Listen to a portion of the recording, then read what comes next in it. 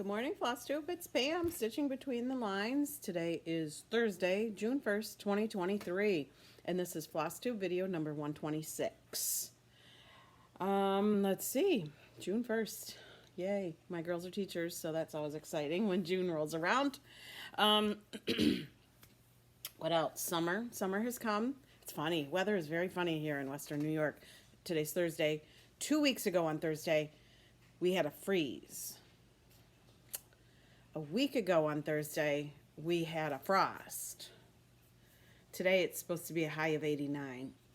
So, it's no wonder I caught another cold. I got another cold barely a month after my last cold. This would be the third cold I've had in 2023. I'm not really prone to colds. I don't usually catch more than one good cold a year, maybe a second one. I don't know. They just don't even leave an impression. So I hopefully won't have to cough, hopefully. But yeah, so now I'm staying home. I'm back to staying home when I didn't get sick. So let me plug in the microphone. Sorry, I forgot. Here it is. I got it out, but then I moved it out of my view.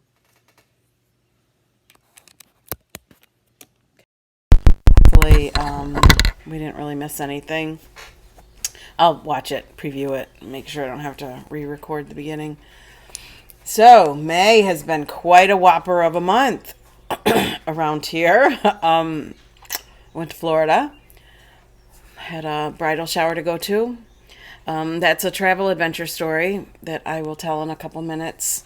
Back in my earlier videos, I had quite a few sort of travel adventure stories, and or it was in to get to know your needle worker thing that was going around back when I was newish to Flosstube.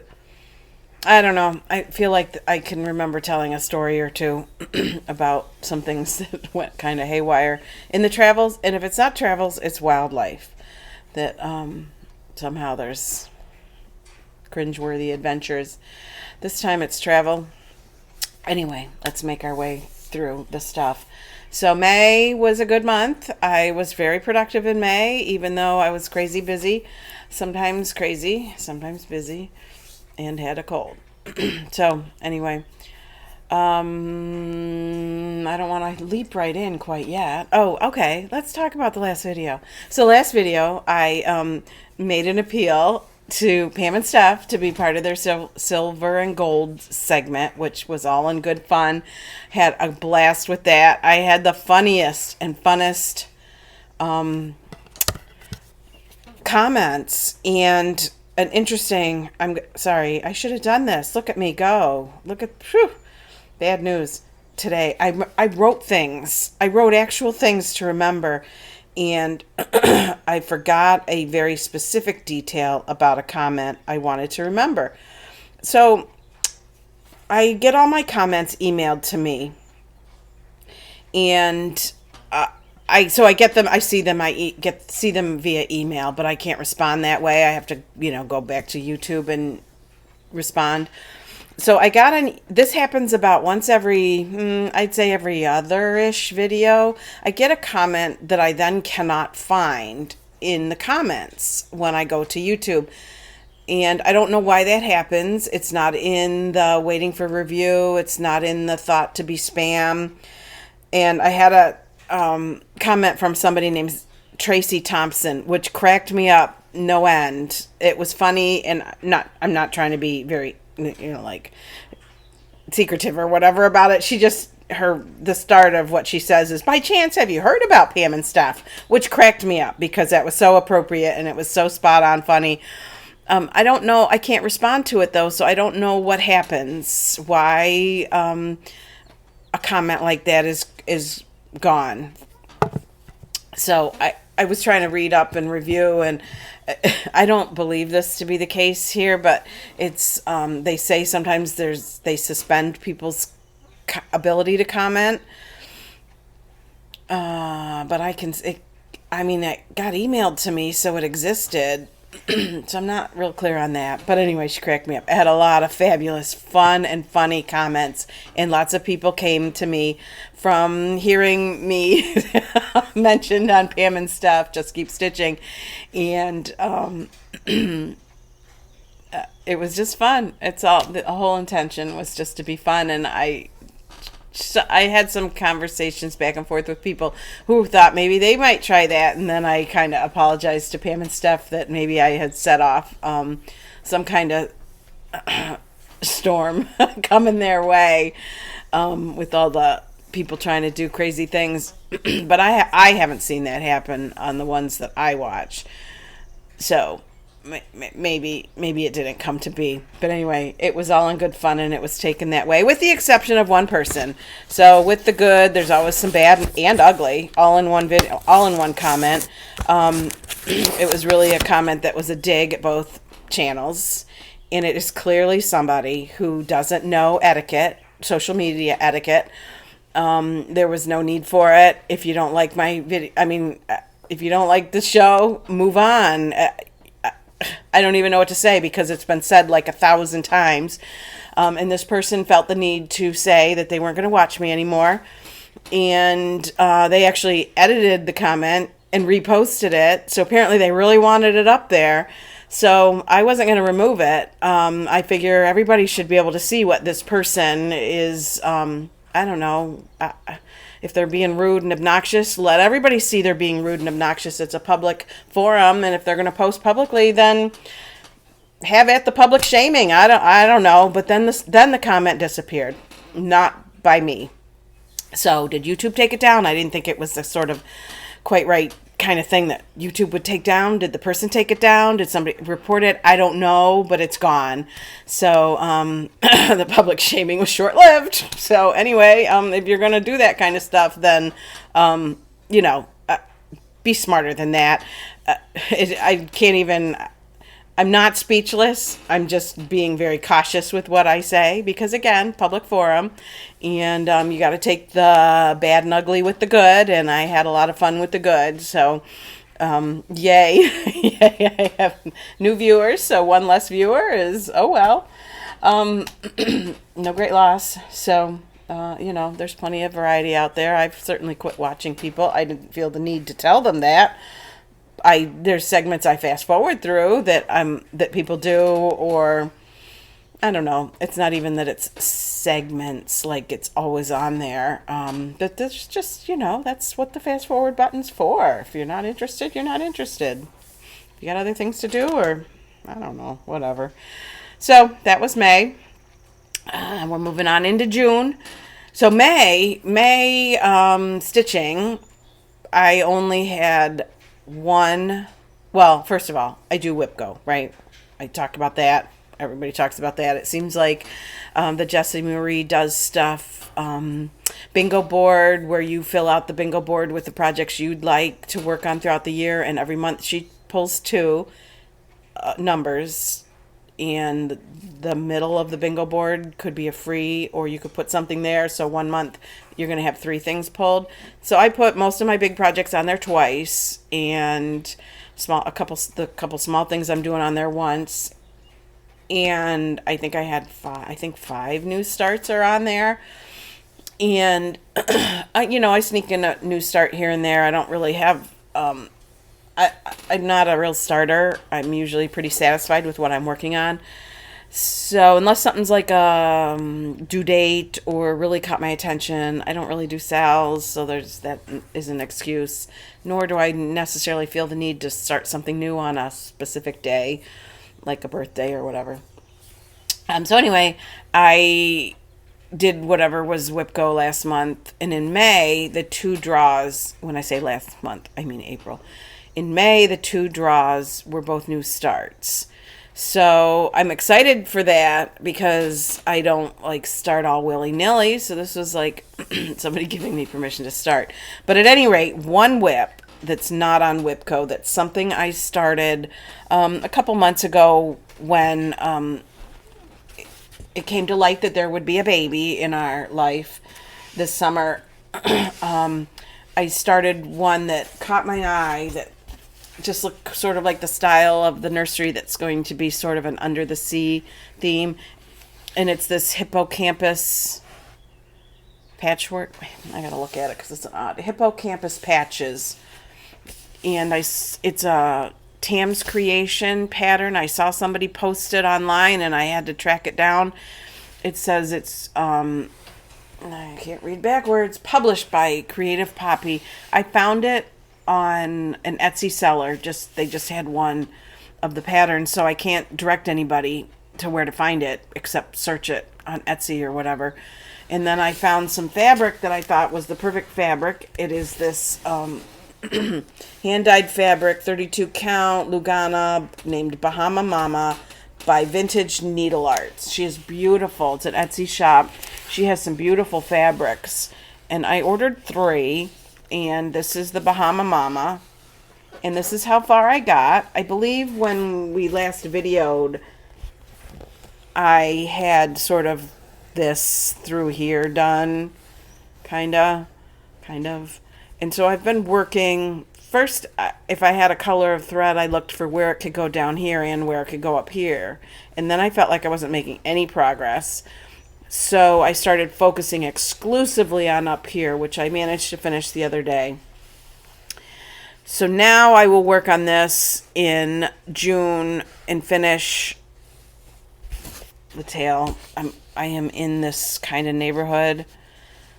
I did that thing and did some of that up there. And so I will work my way and finish the tail and what surrounds it in June. And probably take it to the framers. So that is an ongoing, not part of Whip Go project.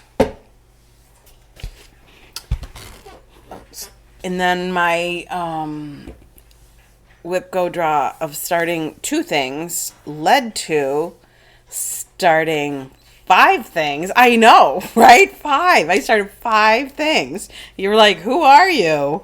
What have you done with Pam? Well, you know, I just had things to start. Don't start with that one because that's not a good starter. Let me see what is in the project bags.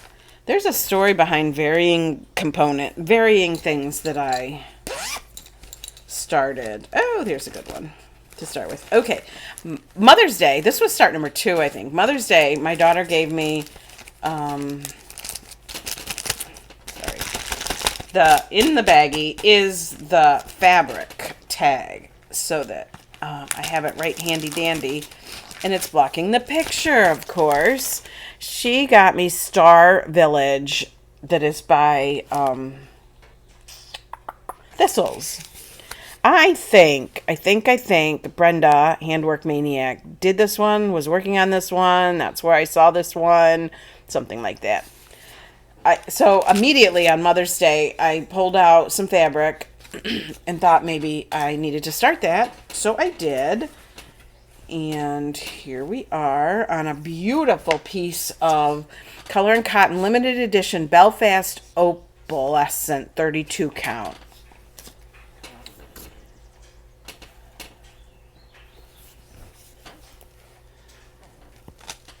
It's going to be amazing. So let's look at the picture again and see what I have done is this tree.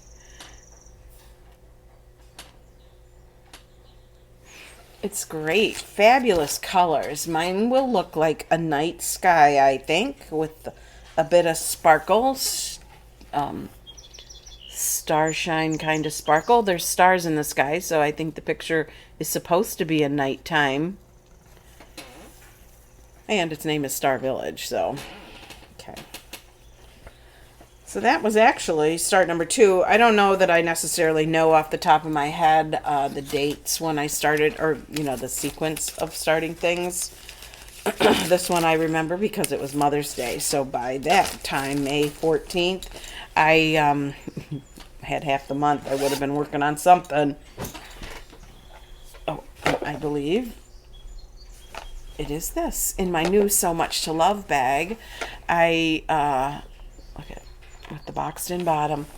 I was watching Jen Stitching Niche, and somehow she gave me permission to buy some bigger bags. She shared the same frustration I have had with the bags not being big enough for my projects. So she bought some So Much to Love bags, and I did too. I started Teresa Kogut's Land That I Love. I saw Elizabeth on Elizabeth Ann Can Stitch doing this one, and that's who made me go buy it.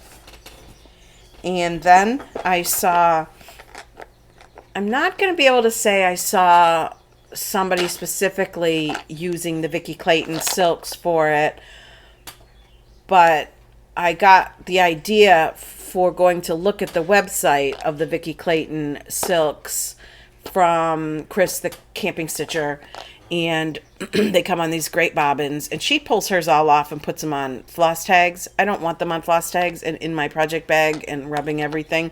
Plus, I love the little bobbins. So I bought a bobbin box. Oh, actually, this one actually probably came out of my sewing cabinet because it had sewing machine bobbins in it. So I bought the bobbin box, and they're in there alphabetically. And okay, so how did I come to buy? I looked at the website, and she has some silk conversions for various projects. And since I have this one and I wanted to do it, I bought the silks. I have them for another project or two as well. Now, here's my silk tip. Because I bought them, I looked through them, made sure I, knew what everything was there, and then I put them back in the project bag, and now it comes time, fast forward to April 2023, probably 6 months later, to where I'm about to work on them. And the Vicki Clayton silks are named whatever they're named, and they convert to whatever threads overdyes are called for, or whatever DMC are called for. So what I had not done, and so this is my advice, if you hustle off over to Victoria Clayton's website and buy any of her silk packs, is that you print out the silk name and what color it goes with. I didn't have a lot of room on here to put like the symbol, but I do know that if it calls for 611 in the pattern, that's bird feathers. So then I can get it out alphabetically. The funny thing is I had, it's only on this blue fat paper because I had a misprint when I was printing something else. So this was just scrap paper. Look, I did something with Sharpies yesterday, and this is what is still left after a lot of hand scrubbing, and I don't want to scrub my hands a lot because my fingertips are always chapped and dry. So after doing whatever, and dishes last night, and whatever, and a shower, and all kinds of things, I still have some residual Sharpie, so it makes me feel like I have dirty fingers. So anyway, make sure when you purchase it, you go back and you make note of what it is these colors are meant for. I didn't do it for the other one. I know I have, but I will go do it, because if she quits putting together these combos, you're going to be hard pressed, because at first I thought I was going to have to try to match them and figure it out. And then I realized I should be able to go back to the website, and I had one or two of the very neutral colors mislabeled, so I printed it out, put it in here. No further mistakes expected. So that's my tip if you're going to go buy some Vicki Clayton silks conversion for a project. So I worked on this one quite a bit in the early part. Oh, we should talk more. We should talk about what I did. I got sidetracked by the silks. So I made my way through that middle section. My bag is falling. And I'm doing it on a piece of 20 count Aida.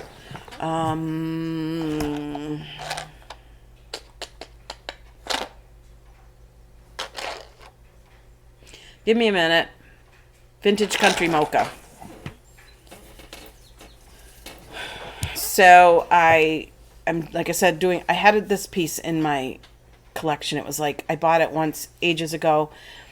I don't know why. Somebody mentioned it, working on 20 count Ada, and honestly, I am a fan. I'm a big fan because I can actually see this with nothing more than my magnifying glasses. So I'm excited about that.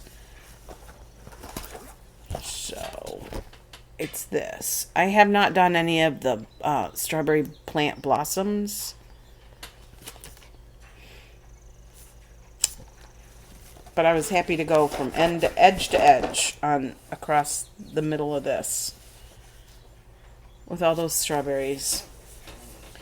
So there. The silks are nice to work with. I have worked with them before, so this isn't my first go. My problem is still that my fingers, no matter how much stuff I rub on them, and I use besides regular hand lotion, I use like A&D ointment from way back in the day when I still had some from way back in the day. I rub that on the tips of my fingers when they're really bad, like before I go to bed. And I still have a split finger, and I have a catch on a thumb. It's just a thing. It's just, yeah, it's my cross to bear, I guess.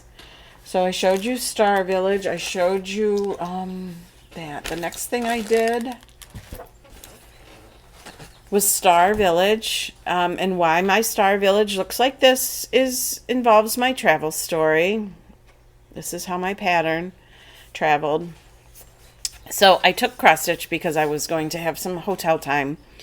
And hotels, you know, idle, whatever. And I didn't check my bag when we went. I took my lamp. My lamp is in this knitting needle case from Joanne Fabrics, which I don't think you can get anymore, but online at Amazon you can probably find something similar. Look for measurements of what fits your lamp. So I took my lamp. I don't know the name of it, but lots of people use this lamp, and it folds up flat, and it's fabulous. Mine is not battery powered. Mine I bought way back maybe before they had such a thing, or I have no idea. Didn't know there was a difference. My daylight, right? So I took this. I did not check it. I went through security, and it got flagged. My bag got flagged. And I'm in my own airport. I'm perfectly fine. I feel like if something goes wrong, it's not a great big airport. If I had to go and check my bag, I would go and check my bag. But it did get flagged, and a security person had to come and go through my bag. And it shows right in there. There's a box on the screen around the item that is of concern. And I said, oh, that's my lamp. And so we got it out, and she opened it up, and she looked at it, and she said, all right, and she put it back in, and she let me go on my way. But the airport I was coming home from was a much, much, much bigger, much busier airport. And I have traveled through lots and lots and lots of airports, and there's a difference in airports. And sometimes my watch will set off the metal detector, and sometimes it won't. Like at my own airport, it doesn't, because I think they maybe have it dialed down a bit. It's like, but coming home, it set off the thing. So I knew that like security was, I'm going to just say tighter. It's it's a massive airport, much busier. And I did not want this to flag security, and then I would have to get back out of line and go and get in line at the gate or at the ticket counter so that I could check my bag. So I checked my bag. And there was the other reason was we had a short layover in another really big airport where I knew we would be trying to get some lunch. And so dragging my bag along with me wasn't really high on my list. So going down to Florida, the airport we laid over in, it was a long, a longish, not uncomfortably long, but a nice long layover. I wasn't so worried about if I had to maneuver way around people in the food court or whatever. But this time I knew we're liable to be rushing. So I checked my bag. And obviously, as you see, I'm sorry about that. This made it just fine. Thank God. In fact, something was all over this, and I actually took it to the sink and ran it under water with a little bit of soap, and it cleaned right up and it dried right up, and everything's fine. This is what my pattern came out looking like. This is my suitcase as it came off the plane.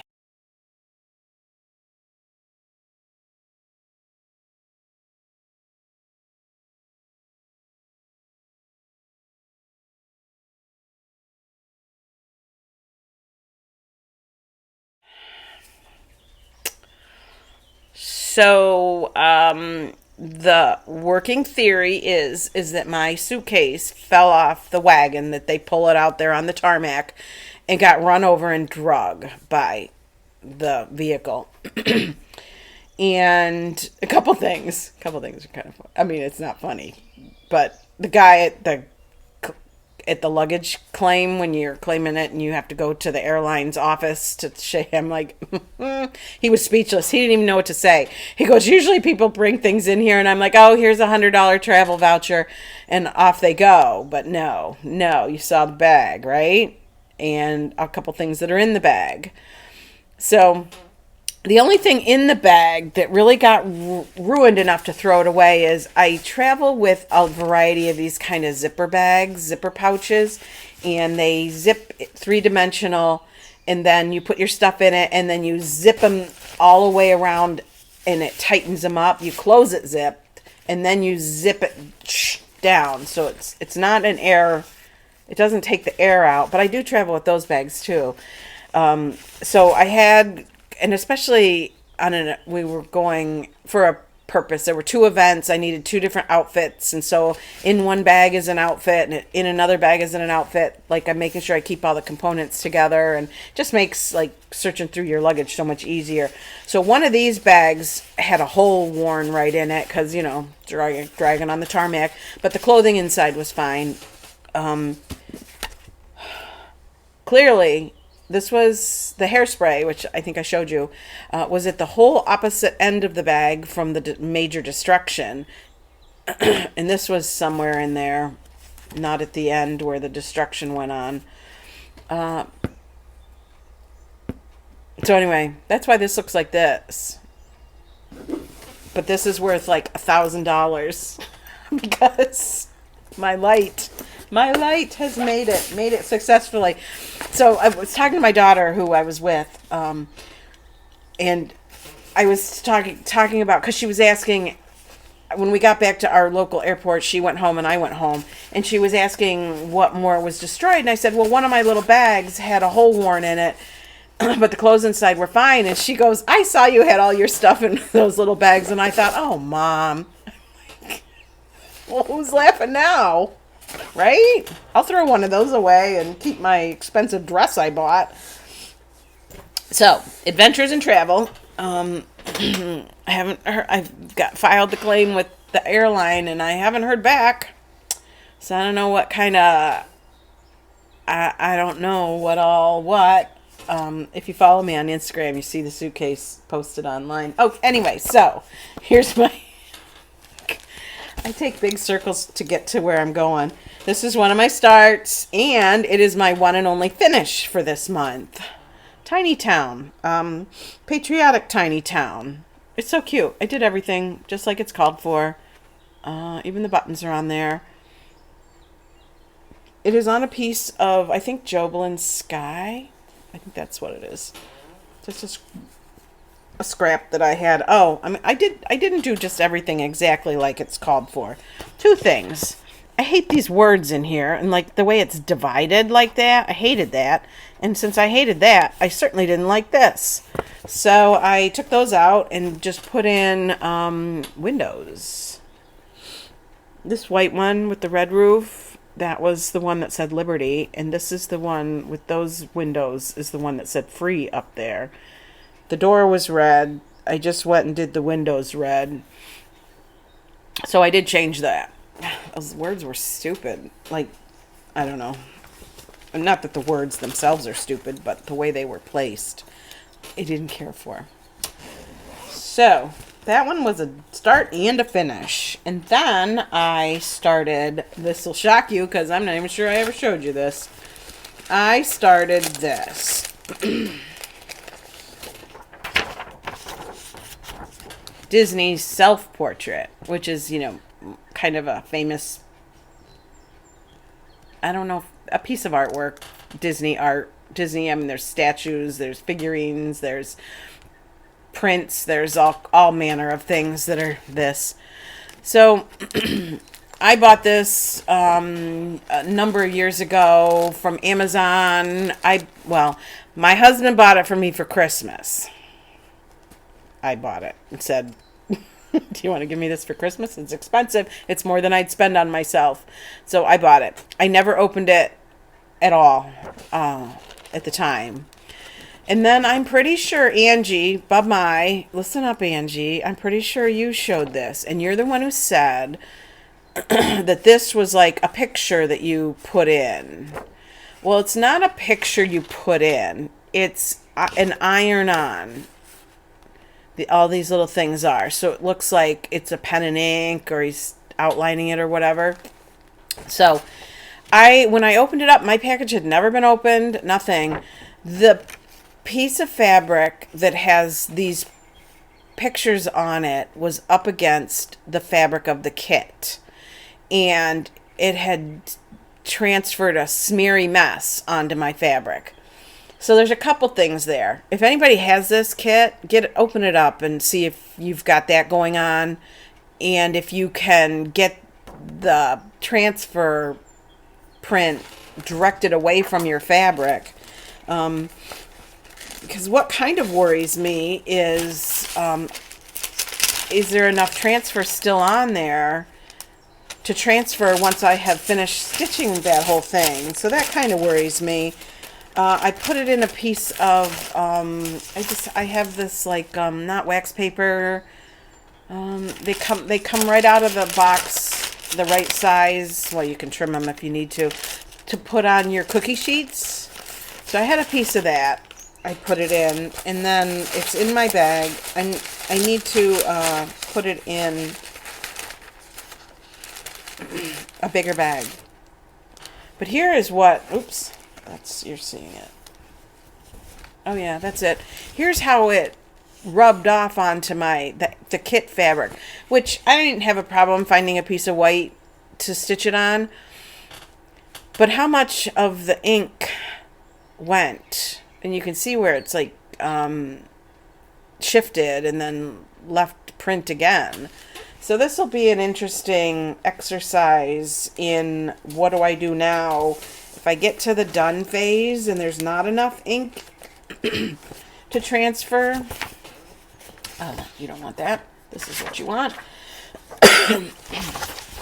To transfer, to make it really look bold enough to show. I'm not really sure. Because if I try it once and it's not quite enough, and I go back and I ink over the transfer page again, how do I place it exact? That seems like an unlikely possibility that I'll make that work. So I'm a little bit nervous, but I'm still working on it. Maybe I'll have to draw directly onto my fabric. So here's what I've done so far. Isn't he cute? If you're a Disney fan, this is a really cute one. It's not like necessarily childish like some of the Disney things are. So it took me a couple hours to sort all that thread and put them on floss drops and do that because the thread wasn't sorted. I've seen this. I went looking for this pattern. You can still buy it on eBay. There were some that cost less than I paid, some roughly the same as what I paid, and some at least double what I paid, if not more. So you can look around. A lot of them say they're unopened. There's still no guarantee you won't have the same issue I did if that's how they are packaged, if they package that fabric right smack up against that transfer sheet, that could happen.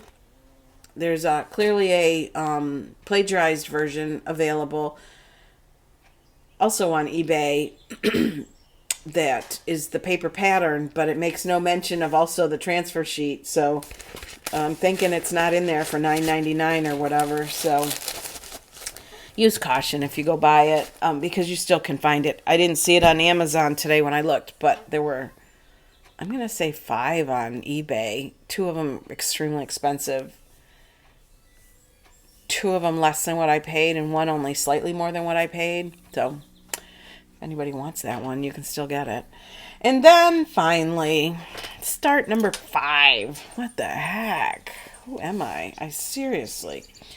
A few months ago, I was going through my huge pile of floss that had accumulated from either putting away a kit, a project, or getting new floss or whatever. And I was going through my drawers and I came across this color, Cottage Garden, and it's pink and green and hints of purple and never been used, so I don't know what it was supposed to go with, but it could have been. I'd done Floss of the Month for a while through Fat Quarter Shop, and then so I don't really know where it came from. Also, I've done Fabric of the Months that also included a floss or two, so who knows where it came from. But it made me think of the future baby's room, which is kind of a green. And I thought, oh, let me find something I can use with this. It's highly variegated. So I picked this up. And in order to get it like sort of ornament size, about 3 inches in diameter, you have to do it over 1. So I'm doing it on, actually this is the remaining piece of what I did the Mickey piece on, which is a 28 count even weave white. I don't have any idea what. So doing it 1 over 1, which is 1 floss thread over 1 fabric thread, is tiny. There's more pink in a stretch than there is green, and it looks like my first bunny is wearing a jacket, which is kind of peculiar, but what am I going to do? Cut out all, I mean, it is what it is, and I'm hoping once the whole thing is done, it'll just be sort of part of the, variegation. So here's the start of another bunny, and let's see, just one. The space for another bunny is starting to reveal itself. So I don't hate 1 over 1. I don't really aspire to 1 over 1. It's funny, people rave about using only 1 floss and it doesn't tangle. Well, that's a bunch of BS in my book. And when it does tangle, it's only 1 ply, which is not very strong for sticking your needle in the loop and pulling it out. So 1 over 1 is not my favorite. I get just as many tangles, loop knots in the back. So I don't know why. I mean, if people say they don't get tangles, then they probably don't get tangles when it's 2 threads either. I think partly I have like a natural like twist to my needle to untwist it. When I am using 2 threads, because I don't get 2 threads for me don't really tangle a lot or like get, tangled around each other. So I think maybe that's part of it, but I can't make myself, I don't know, whatever. So anyway, project number 5, which might not get done as quick as you'd think. I feel like last night when I was working on it, I could have been like double as much stitching done if I was not doing 1 over 1. But it is what it is, and it's just a small little thing, and it's going to be cute as can be when it's done. So, there we go. So that was my May. So June involves more Whip Go draws, and funny enough, interestingly enough, the numbers called are the same pattern. So That's the third time that's happened. April's numbers were both Kingdom of Books, and I just put them on there. I mean, they're drawn willy-nilly. I could have put them on there right next to each other, and it still didn't mean they would or wouldn't be drawn together. And then last month, while not the same project, it was two new starts were drawn. And then this month, in June, the draw was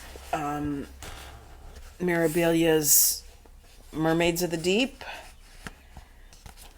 So I went through several years back and decided I wanted to do one mermaid, one only, and I carefully selected my mermaid, and it happens to be Mermaids of the Deep. And I started it, and it took me forever really to make any progress. I think it was part of WhipGo at a time or two just to work on it. Not WhipGo, Mania. So anyway, I finally, a year or two ago, made it through all the stitching. And all the stitching is done. With the exception, look at that big empty spot. With the exception of the Krynic and the beads. So I love to bead, I hate to Krynic. So this is going to be an interesting approach. I'll probably work area by area with Krynic and then beads and whatever. I haven't even looked to see, except the fact that there is so much blank space right here and here that I imagine it's a lot of Krynic. So boo on that, but that will be my May, and I hopefully will finish it. I need to do the Krynic I can do in like my regular stitchy chair, but the beading I like to do sitting like at a table. So I'm not really sure what my approach will be, whether I'll take it downstairs on our in our family room where we have a table with chairs around it, like where you're going to play cards or a game or build a puzzle or something. Set it up there. I don't really know. I haven't really figured this out. So it could be that I'll change spots. It's just, periodically. It's just that it comes with a lot of stuff with all the beads and the pieces and parts. And this is stitched on a piece of Jobelin Twilight Mist 28 count. I honestly don't know where I got it. I honestly don't know. I wrote down that much. I don't know who the dyer is. I don't know anything. So, there is June's WhipGo. Not very exciting, except I'm going to still work on the seahorse and finish that this month. And then probably there'll be some other odds and ends picked up here and there. So, let me look around. I showed you the one bag that I was currently using, and I'm going to buy one bag. Why not buy more than one bag?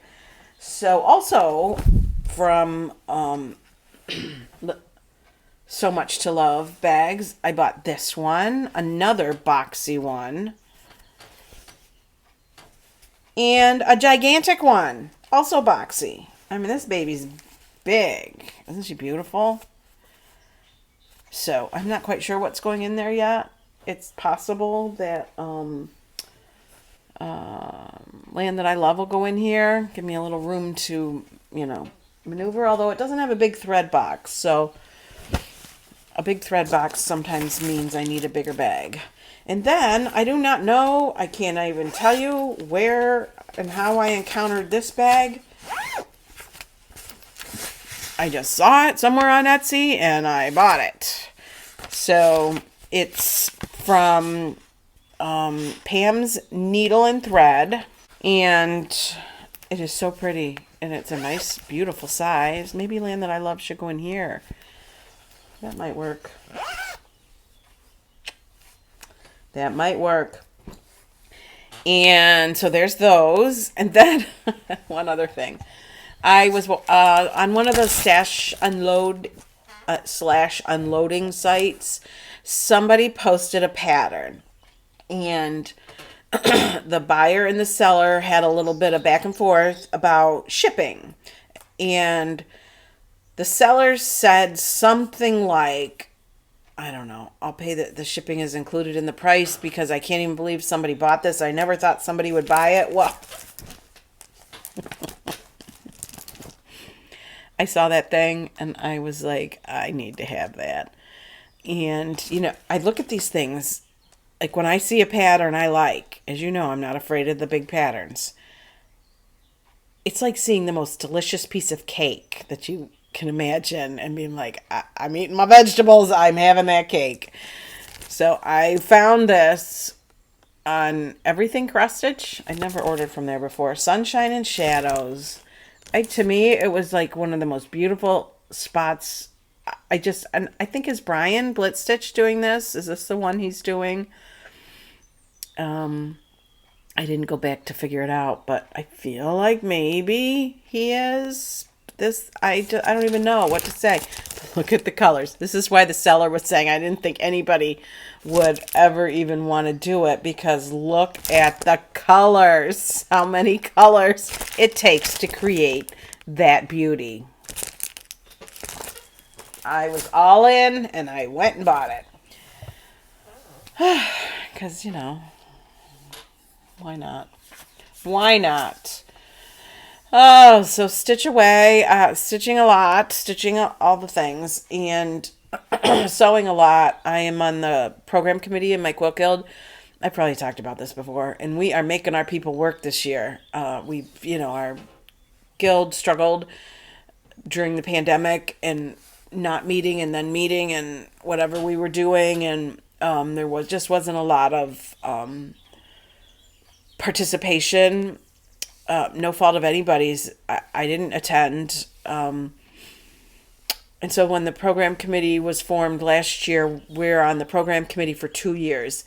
When the ladies that they had 2 ladies on it that agreed to be on it, like this time last year, and I said, can I be on it too? Because those ladies are go-getters and doers and creative, and I really wanted to bring that creativity back. So everything that we suggest that people do, whether it be a challenge or an idea or a free pattern presentation or a mystery or whatever, I do it too, so that I can do it too. And so I'm working like a dog sometimes to get through projects. Our year ends. We follow the school calendar. Our year ends next week. So sometimes I'm sewing like a maniac to be sure I'm ready for the next meeting and have the challenge done or my steps for a lesson done. So I'm looking forward to the summer off, but it's not really a summer off because I need to be like revved up for all the things we're doing next year. So, I'm in my sewing space a lot more than, maybe normally. I don't want to say normally, but kind of like, yeah. And there's a baby quilt or two that need to be made because, and so there's those things. But I am reading, not reading quite as much, maybe. Sometimes yes, sometimes no. I do audiobooks sometimes to help. I can listen to those when I'm reading. I don't usually when I'm reading, no. When I'm sewing, like at my sewing machine. Not so much when I'm stitching. Stitching, I like to have something visual happening around me, like the TV on or YouTube on my iPad or whatever. So I aspire to read 52 books a year, however that occurs, which is a book a week, which doesn't seem that unrealistic, except I'm choosing absolutely enormous books. Like the one I'm still dragging myself through is over 1,400 pages, and it's an old book. Talked about it a few previous times. So every now and then I have to put that one down and read something else, or I have an Audible account, so every month there's an audiobook for free. I mean, I say for free, but you're paid for the service, right? But so the service where you get one audiobook a month. And then I use the library's ebooks. And so this year, one of my reading goals was 2 Charles Dickens books. I like Charles Dickens. It's been years and years. When I took British Lit in high school, I did my paper on A Tale of Two Cities. And so that, I'd like to revisit that book. But I did my 2 books already this year. I did Great Expectations, which these are very, very long audiobooks, but I just wanted to. There's still today references to those books in different ways, just in the world in general. So I did Great Expectations, which I'm glad I did, because now I can understand. I don't know. I did whatever. This is not English class. And then I wanted to read Barbara Kingsolver's new book, Demon Copperhead. And I've talked before about how much I like Barbara Kingsolver, and I listened again for probably the 4th time to the audiobook of the Poisonwood Bible. So I wanted to read her new book, Demon Copperhead. And I saw on one of the Facebook book groups that I follow a reference to it being like David Copperfield. So somebody said, do I have to read David Copperfield to understand Demon Copperhead? And they said, no, but, people's comments were like, no, but it was kind of nice to have had that book fresh in my mind and that kind of thing. So I got it from the library, David Copperfield by Charles Dickens, and listened to it. And it's a good story. It's not... most people maybe know David Copperfield. He was an orphan.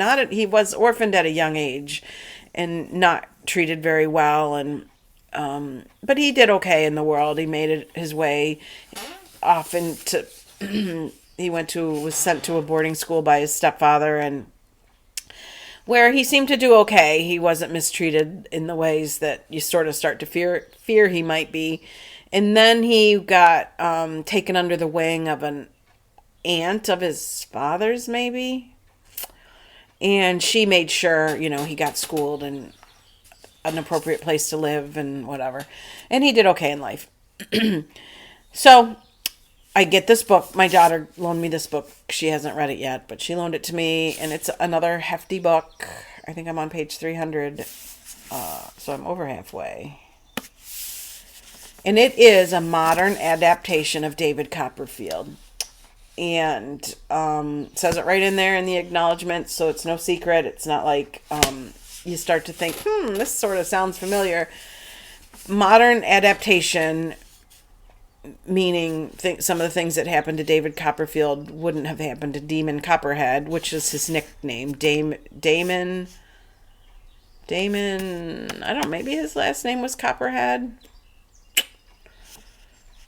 But his nickname was Demon Copperhead. He was a redheaded kid.